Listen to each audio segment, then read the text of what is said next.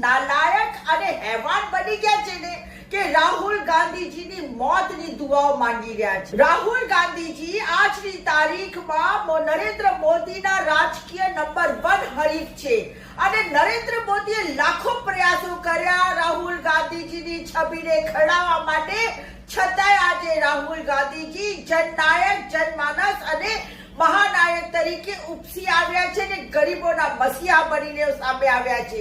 આજે લોકો રાહુલ ગાંધીમાં ભવિષ્યના પ્રાઇમ મિનિસ્ટરને જોઈ રહ્યા છે। બસ એનાથી જ આ અંધભક્તોને બળતરા થાય છે, મરચા લાગે છે અને કાપો તો ખૂન નથી નીકળતું। 12/6 અમદાવાદની પ્લેન ક્રેશની દુર્ઘટનામાં મૃતકોને શ્રદ્ધાંજલિ આપવા તેમજ તેમને પરિવારજનોને સાંત્વના આપવા રાહુલ ગાંધીજીએ જ્યારે ટ્વીટ કર્યું ત્યારે તેની નીચે આ એક હલકટ અને બદમાશ અને હેવાન અંધભક્તે લખ્યું કે તું भी बोर्ड कर जाता और उसी में मर जाता, वैसे भी तेरे जिंदा रहकर तेरे कंडोलेंस का समाज में क्या ही कल्याण कर दिया है।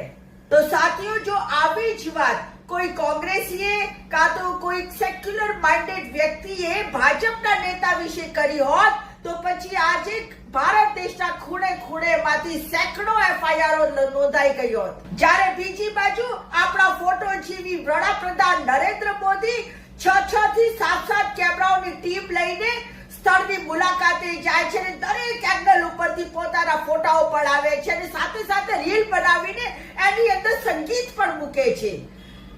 શરમ આવવી જોઈએ। તમને ધિક્કાર છે। દેશમાં આપદામાં અવસર શોધવાનું બંધ કરો। કડવું છે પણ સાચું છે।